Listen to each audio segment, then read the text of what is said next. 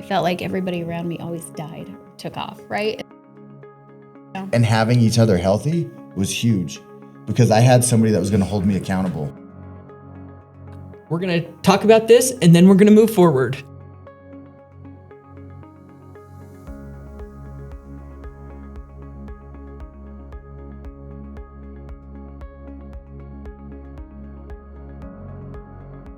Welcome to the Living Louder podcast. I have Manny and Mysti, two of my favorite people here today. What's up, y'all? And we're going to talk about relationships and how to come back from hard things like addiction and how do you work that all out. So I should probably have Chad on here too, but he's so chill. We know what he does. He just says, whatever, honey. He's just good. But Good man. Yeah, he is. Very good. So I met with you. We kind of shared your story, Manny, and then I got to talk to Mysti earlier today and her amazing story. I heard you both cried. We both cried. And I don't, like Chad always says, you don't cry. Like he'll get up and talk in church and he'll cry. And I'm like, honey, I cried for 6 solid months sitting on the rec yard in prison. I cried myself out to the point that I got nothing left. But today I cried. Yeah. I don't like to cry either. I know, it's hard. But yeah. So what has that been like? Because you guys have what I consider a beautiful relationship, but it was not born beautiful. Like you came back from hard things. So what are some of the things that you've learned in the process and some of the skills and the ways that you work? I know what Mysti said was that she had never, and this is something I know about you too, Manny, she had never had anybody, even when you guys were apart, like even when you were mad at her, you guys, there was this conflict. She knew when you were in a room with a group of people, you were on her team. You were always supporting her. And I feel that from you too. Like, I feel like when you love somebody, you are in their corner, behind their back more than you are even to their face. And that's a really cool quality. Yeah. So that was healthy, right? How did you take all the unhealthy stuff and make it healthy? Well, I think, to be honest, like treatment had a big part of that. Separation from each other had a big part of that.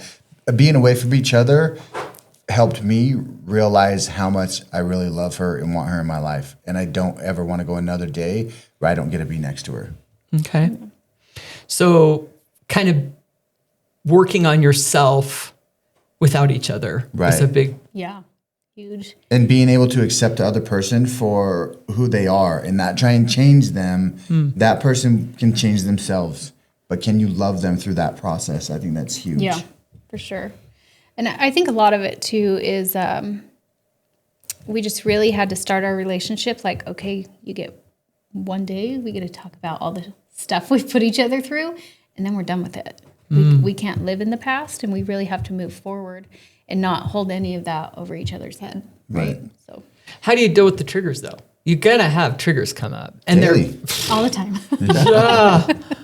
Is it a commitment to the long game? Like just you know what you want. And so when you're going through the hard, you're like, okay, these emotions are here. I understand them. I feel them. I'll work through them. But I already know the ending. I'm not giving up. Well, I used to be a person where like when it started getting rough, I'd be like, okay, we're broke up.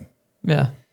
Because I knew from past relationships that was going to come anyway. So let's just cut right to it and save ourselves the pain that's going to happen. Let's just deal with the pain now. Yeah. But realistically, like relationships that are happening in addiction and homelessness and incarceration through that whole other life, they usually don't make it outside of that. No, you're the rarity here. It's very rare. And I don't know what the number is, but it's got to be super low.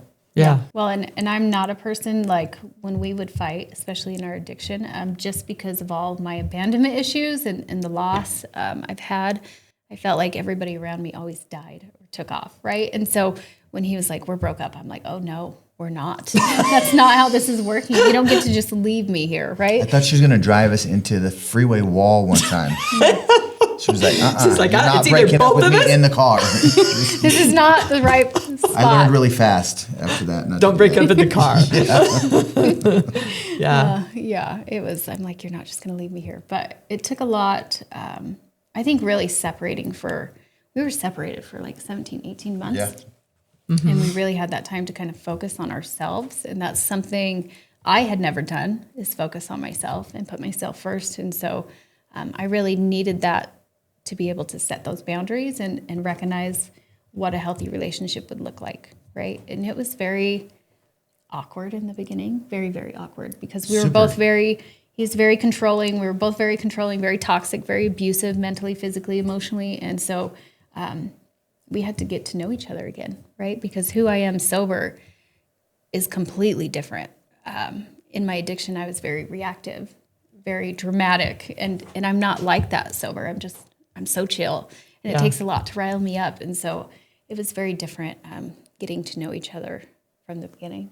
Well, and sticking through those awkward moments too, because sometimes they just are so overwhelming, and you're like, well, I'm not good at this. I'm not good at holding the hand, at giving the kiss. I'm not, but I know drugs will help me not feel awkward. Right. And so not going to that to solve the issue that we were dealing with in that moment was huge. Yeah. And having each other healthy was huge, because I had somebody that was going to hold me accountable, because that person cares about herself now.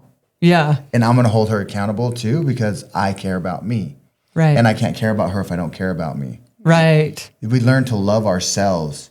And that was a lot different, because as much as I love my wife and I love my kids, nobody is going to love me more than I love me. Yeah. And You have to be the most important person in your life, or you just can't give anything to anyone else. You don't own enough of yourself, right? You don't own enough of yourself. Yeah. Right? I can't give from an empty bucket. Yeah. Right. Yeah, but you guys didn't just navigate addiction and incarceration and treatment and trauma.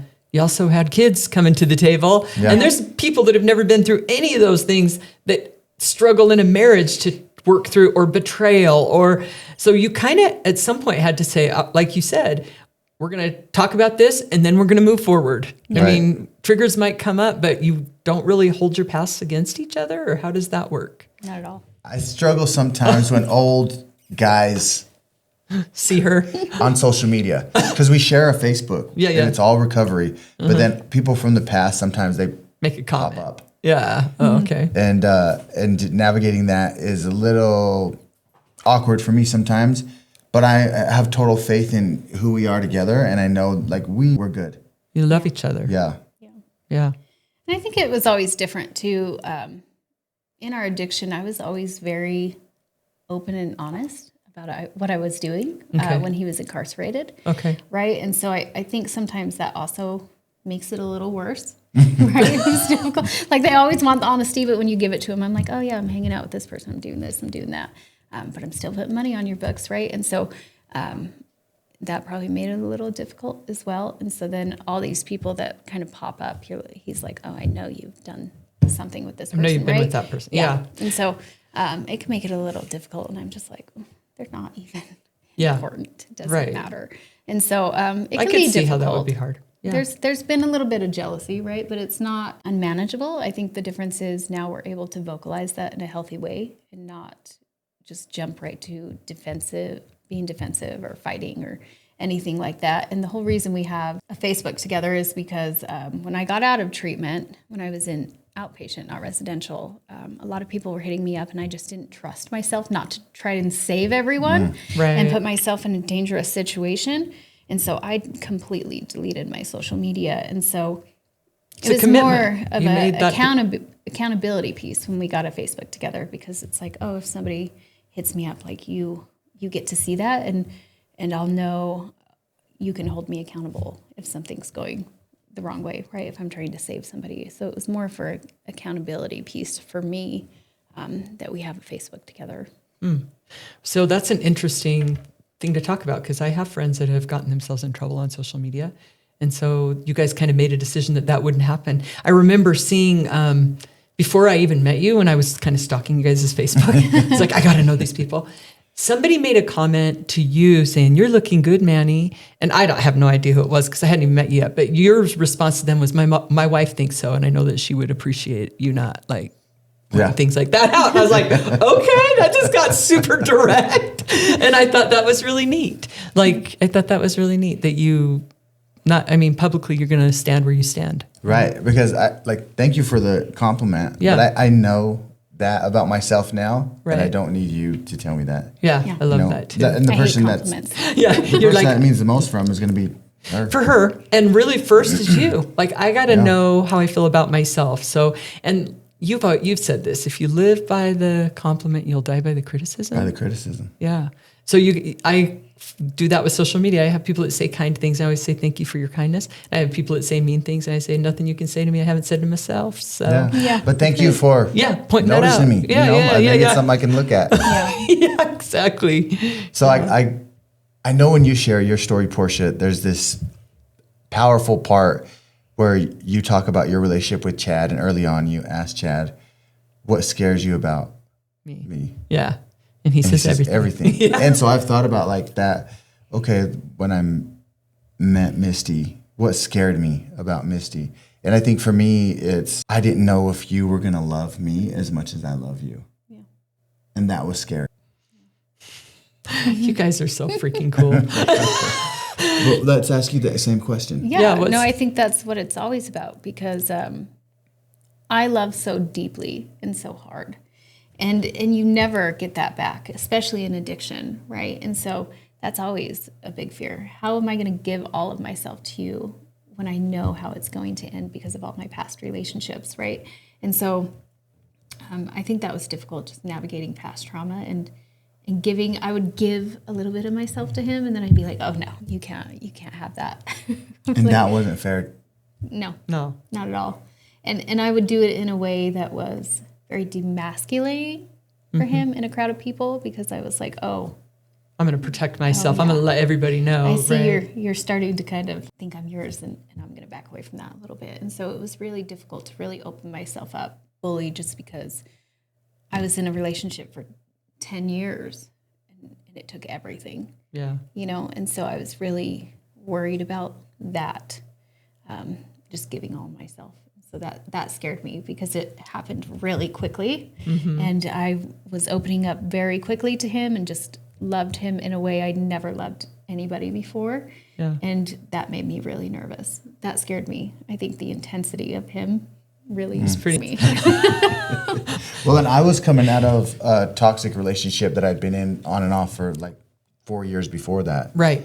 And I don't know if I hadn't met you, the time that I met you, the place that I met you, and everything went the way that it did, that I would have been able to shake away from that. Yeah. I mean, she was in jail at that time, and so I didn't have that. And of course, when she got out, it was a whole other toxic mess where we all tried to hang out and everything. And you've navigated that. That's the crazy thing. Your daughter's mother, right? Right. Chelsea. And what I've been really impressed by is that, I've met her, and I love your little girl. So this is something that's taken me years to learn, which is that there is no reason for me to ever talk bad about my children's biological parent, right? Mm-hmm. You have loved that little girl and pretty much raised her as a mom. Mm-hmm. You've been with her, even when Manny and her biological mother were incarcerated, you were kind of taking care of her. Yeah. And she loves you, but you also have, I don't hear you talk bad about her biological mom. You're like, I hope she's okay. I hope she gets better.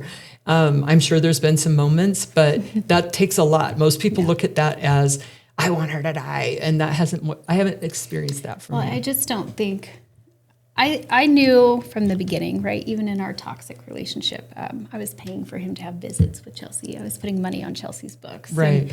And I think I took care of her one other time when she was in prison, right? And I was putting money on her books, and what's the point of me trying to fight against this person? If I have a life with Manny, she's going to be in my life no matter what. Right. And I'm not going to be hateful because it's ugly. Yeah. So, and I know how it felt when the father of my two oldest boys, when he was in this other relationship, she was kind of ugly towards me, and I can see why. She's never experienced addiction, probably, and I just know how that made me feel. I never felt like I could measure up, and it was just an ugly feeling. And I don't want to be an ugly person. Yeah. And so I do hope she figures it out, and she's okay, and she gets it together. Now we have a lot of trauma, the three of us together. Sure. Yeah. And so do I want her in my inner circle? Oh, no. That's perfectly okay. I feel that way too. Yeah. But I'm also not rooting for her downfall. I don't do that for anyone. Which is beautiful. And you guys have custody of all your kids, which is also beautiful. And you just had a baby. Yeah. We did. And that's a lot. Yeah. It was a lot. Yeah. I feel like for me, I always knew that it was going to happen. Mm-hmm. I feel like I saw. You knew you guys were long going to time have ago. this family. Okay. But, and we talked a little bit about faith, and Mysti said that you've always had like this belief in God and in a higher That's power. my dad. I know, right? I told Chad that once. I said, you know what? I think the reason Manny knows so much, he didn't have a biological father. Like he didn't know his biological father, but his heavenly father, he knows. Like Right. he's always known that he's in his corner. And I get to pick the version of the father that I have. That's Yeah. what I love about it so much. Yeah. Is I get to build that relationship the way that I want it to be built. Yeah. And as strong as I want it to be. Yeah. And I lean into the strength. Yeah. I know you do. And Mysti, she's like, mine's been a little bit different. She was let down a lot by men in her life. And so her faith, watching you and your faith and then seeing other people around her, that the goodness in them and their faith has given her strength. But we kind of all know when it comes to addiction, you got to find something, a power greater than you. Right. You Got to do it. So what's been the hardest thing? And what's been the most beautiful thing? I know that thing. Yeah, so cool. Oh, Coco. Yeah. The famous Coco. Yeah. Yeah. What do you think has been the hardest thing to work through? Or is there ever anything that you haven't looked at and said, yeah, we'll get through it? Like, I think the hardest thing, in the beginning, it was just him and I, right? It was super easy. And then, It was difficult, Well, and then it got easy. yeah. Because we didn't know was each awkward. other. yeah. We didn't know each other. Like I got directly out of treatment. The same day I got out of treatment, we moved into our apartment together. She was in outpatient and had been grinding and saving up money to get us in this place. And then we moved right into that place, and we had nothing, right? No, we had like a mattress. Yeah, we had a mattress and a couch off KSL, and Yeah. and then the door closed after your uncle helped us move in there, and then it was just us. And you're both sober. You've never met each other sober. Right. And I'm so awkward, and I've had so much trauma, sexual trauma especially. Intimacy has always been extremely difficult for me sober, right? Yeah. I'm Well, you've been when through. something makes me uncomfortable, I completely detach. Yeah. And so that's been very difficult to navigate. So in the beginning, when the door closed and it was just us, we were very shy, very awkward. Yeah. I remember the first time I showered, I didn't know, am I supposed to leave the door open? Like You don't know how to. Yeah. And so he's like, you can go shower and it's fine. And I just cried because that was the first time we'd ever had that healthy. Like I could close the door and shower by myself, And so it was just really awkward getting to know each other. And then I would go to work and he would have my car. And I was like, where is he going? What is he doing? You know what I mean? Like who's at my house? Like it was just The really jealousy stuff. Yeah, it was really hard. And he's like, listen, I'm not just going to sit at home and be locked in this box. That's not realistic. And I'm like, Right. yeah, I know it's not realistic. Especially not for Manny. He's Yeah. a goer. I'm like, I know it's not realistic, but I just want you to know. And I think a lot of it is just expressing the feelings when they're happening. Like I'm feeling really insecure and nervous. I love the way you guys both do that. And it's been a good example for me that you're willing to just say how you feel. Mm-hmm. And that kind of takes the power out of it, right? Yeah. You're like, if I just hold on to this, it's going to get toxic and unhealthy. So to be able to say, I'm feeling insecure. Yeah. I think that's a good example. It's helped a lot. Yeah. Right? Because Well, he's not a mind reader. Right, and it helps us identify our own emotions. Like maybe there's a little bit more to it. Maybe there's some more stuff that maybe I don't know that she's been through, because we're still learning about each other today. Mm-hmm. Yeah. And it gives us an opportunity to grow together through that process. Yeah. Yeah.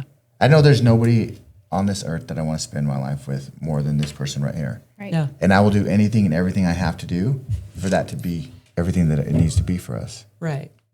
So for me, I know with Chad and I, it's like, it felt really weird to come home from prison because I had changed so much. Mm-hmm. And I felt some of those things like I'm like, could you sleep on the couch for a little while? It was just, I was used to sleeping in a bunk and I just. Overstimulated. Yeah. Oh, right. But I had already made a decision. And that's something I really admire about Chad. He made a decision to stand by me. So when things got hard, he lived by his decision, not his emotions. Yeah. And that commitment, is is there anything you can't work through? I mean, how committed are you? I think I told you guys I had someone reach out that does a national podcast called Committed, and Chad and I are going to go on the podcast. I love that. And I'm excited to talk about kind of what we went through, because he married me with 2 kids, he adopted the kids. He hadn't been married or really had, Right. He's like had a really pure life in my opinion, poor guy. And then he marries me. And I'm sure if he would have thought he was signing up for a wife to go to prison. I remember when I was under investigation and we were driving in his truck and he said, I guess I always thought maybe I'd lose my wife to cancer or something like that. It's just something you think about, but I never thought this was never in my circle. He didn't, Prison. Prison. He's like, it was just, he just didn't know. But once he made a decision to stand by me, he stuck to it. And Commitment, so right? how is that for you guys? Like your commitment to each other, and obviously your commitment first to yourself and your sobriety is number one, but commitment to the long game. I think it's absolutely vital, crucial, and a must. Like, it's a non-negotiable. Mm-hmm. Right. There you go. It's a non-negotiable. It's one, like, I just know this person knows me and accepts me more than anyone else in this world ever will. Mm-hmm. And that's not something I'm willing to give up because of my ego or my pride. Okay. Doesn't mean we don't have difficult moments, because I Oh, we think do. our pride gets in the way sometimes, quite often, right? Mm-hmm. And Especially mine. and I hear the baby crying. Baby's going, Chad better do his thing, get the baby. He's going to be like, what do I do? What do I do? Yeah. It's been so long. Good for him. You can figure it out. So pride and ego are such a thing in relationships. They'll destroy the relationship. They will. Yeah. And so 100% of the time. Yeah. And it's so common because I do coaching with clients that struggle in their marriages. And I'm like, have you thought about telling them how that makes you feel? What? That's scary, right? But pride and ego are a huge thing. So let's take somebody that is in a marriage and they've been married for 20 years and there's been infidelity. Can you work through that? Can you get back to a place of trust? I mean, are those things that can be worked through if somebody wants their marriage to work? But I think it works. Yeah. We dealt with that. Yeah. Yeah. I think for me, I remember when the door closed at our new apartment when we got together, and she got a text message and then responded and didn't tell me anything about it. I was like, who is it? Why would she knows my trauma? Why would she not say anything? And then I challenged myself in that moment. And it was like, I don't know if it was I challenged myself or God like sent me that message and spoke to me and said, Manny, either you trust her or you don't. Pick a path right now. Yeah. And I picked the path of trust. I trust her. Yeah. And I feel like the weight was lifted off of me. And I've never had to deal with that since. I've dealt with something similar to that, but nothing like that. Like, that was the most difficult one. And after that, it became easier every time. Okay. So, and let's take a scenario that somebody, because everybody struggles in their marriage, but let's say that you have a situation where, there's been a betrayal and they are at that moment choosing to pick the path of trust. What's the worst thing that can happen? I mean, they could be betrayed again, but that's on the person that betrayed them, right? Like, I feel like by choosing that path of pick a path, I'm going to trust you or not. What's the worst thing that can happen? I'm all in. And if you hurt me, that really, it says more about you than me, right? Because I think so often people think, I don't want to be the fool. I don't want to be made a fool of. I'm not going to, you know what? The fool is the one that won't try and make that decision to trust. And if they break that trust, then, because I know my mom had some trauma and she met with you, you were coaching her, and she's like, shout out to her. Yeah, shout out awesome. Chris. I know I'm going to get her on the podcast. Everybody wants to hear from her, but anyway, my mom, but she, remember she told me, she said, but what about this? And what about that? What if your wife did that? And he goes, well, that would be on her. You said to her, that would be on her. I trust her. And then maybe I'd have to leave if she broke that trust, And because my mom has got the ego thing going on, like, I'm not going to be made a fool of. But I couldn't allow that to control me, though. Right. I mean, if that's the path that it has to be, then so be it. You're not going to live in fear that somebody's going to break your trust. Right. I mean, I would miss out on all the joy that is going on in our life right now. Yeah. You guys need to do a marriage counseling podcast. Right. Well, and I think a lot of it is, I've made this choice, like, to create this life with you. What I don't want it to be is toxic because of my own insecurities. And so if I'm feeling a certain way, just expressing those feelings. But I've never had a doubt in my mind. Like, I've never worried about him going out and doing things with other women, right? Like, I've just really decided to leave that. We did things in our addiction that we're not proud of. We've hurt each other. I really feel like we're totally different people now. And we did what we had to survive back then, to keep ourselves safe. But we don't have to survive anymore. We get to live, and we've made that choice. And so just moving past all that and expressing yourself in the moment is probably the best way. Well, and we talk about it too. Like, people are going to flirt with her. People are going to flirt with me. We talk about it when it happens. Right. We don't like try and shy away from it. There was a time where we were working at Papillon at the time, right? And somebody got hired on there and then was sending me text messages. And I was like, I don't know about this. Yeah. And I think that built a lot more trust too, because like, I'm not going to allow outside sources to veer me away from what's important. Yeah. Which is my family, which Right. is my marriage, which is Yeah. That's We take the commitment pretty serious. right. And I think it's been hard for him. I'm super unreactive Yeah. now. Yeah, you are. that You're I'm very sober. calm. You're I'm very a very calm. calm, mellow person. I feel very secure with myself. Right. And I'll test it still. yeah, he does. And I think that's been very hard for him at times because I don't know how to say it. Like, maybe he wants me to. He's like, stroke he his wants you to be ego. jealous? Well, you want your wants- partner to be jealous sometimes a little bit. So you'd be like, Yeah. I still got it type of thing. Yeah. And I'm like, oh, I'm not even worried, And it's has nothing to do. I'm just so secure in our relationship. But and then there's myself. times where it will. Yeah. I know. Yeah. I'm the same way with Dad, but And Yeah. I'm like, I'm yes. like, what were you looking at? What picture of that girl did you see? I know you love me, but come on now, no. Yeah. And I think that's, I'm not big on compliments either. And I think that's been hard for Manny. Right? Because, or presents. So he's like, let me go buy you flowers and give you the like, world. I And you're don't like, I don't need it. Yeah, I don't care. It's like I have everything I need. We have this beautiful life and our children, and you've already given me everything I could ever have or ever want, right? And so That's I'm pretty not sweet, though. huge on compliments. I don't like them. I definitely am not good at giving them. Yeah. That's something I need to work on because everybody's love language is different. Right.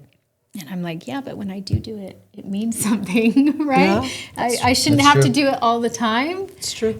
Because then I think it kind of loses its value. You talk about it. I talk about it. I make music about it. I know you do.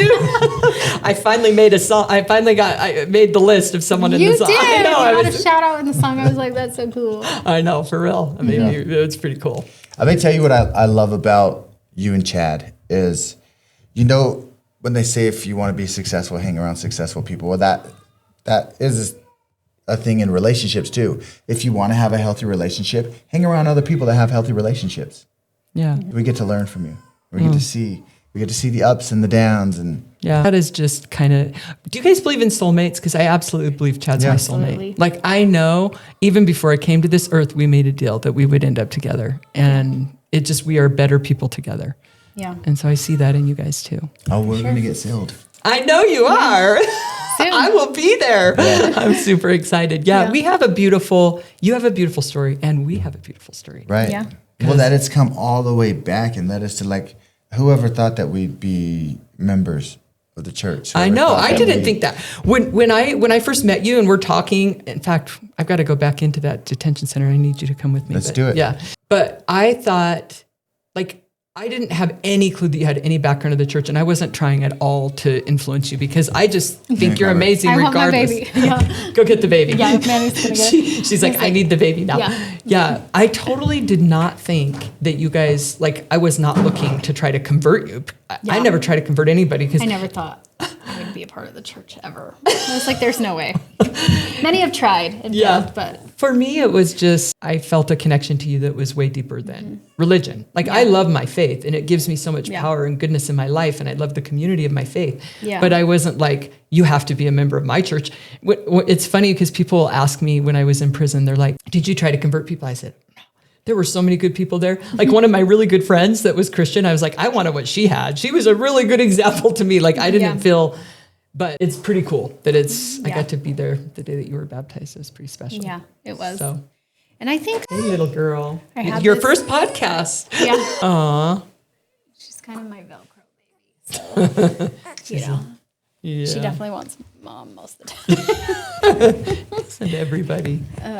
You have that motherly, everyone says The that about you. calmness. Yeah. I think for me, you know, when I got baptized, I was like, oh, this is going to be great. It's going to cure me. It's going to fix everything. It's just, And then I got baptized and I was like, oh, it didn't. it's not going to fix everything. That's not what it's about, right? And so Yeah. I know. She's like, we have to do this all the time. You take me to recovery events. You take me to the halfway house. She'll probably be the first baby that walks into prison, honestly. Yeah. She was the first one in the halfway house. And now she's doing her first podcast. Yeah. Well, and that was so cool because I felt like the men needed to see what a healthy relationship looks like, and they needed to see what they can have. You can have your kids back. You can have a family. You can have all these cool things that you feel like you were never, ever going to get. Right. Yeah, absolutely. Yeah, you guys do a really that's the way that the recovery community connects to you is special. It's different, right? I mean, it's different than anyone I've ever met. You guys, because of your combined life lived experience, you're able to reach people, and it's beautiful. Like, I work with you in this way, and it's like there's something different about you guys. You bring so much spiritual strength and power because of how dark things have been for you, and that you've come back from that. It gives hope. Oh, we got a cat. We got the baby. Well, we got to go eat lunch. Yeah. You guys are amazing. Thanks for coming down. Thank you. Yeah. And again, I just want to tell everybody, if you want a healthy relationship, be around people that have healthy relationships. Yeah. You are who you surround yourself with, right? And That's maybe why we hang out with you guys, because you don't do it, kitty. All right, that's a wrap. Thank you guys for joining me, Manny and Misty, and Living Louder, and we'll see you next time. Okay. And the cat.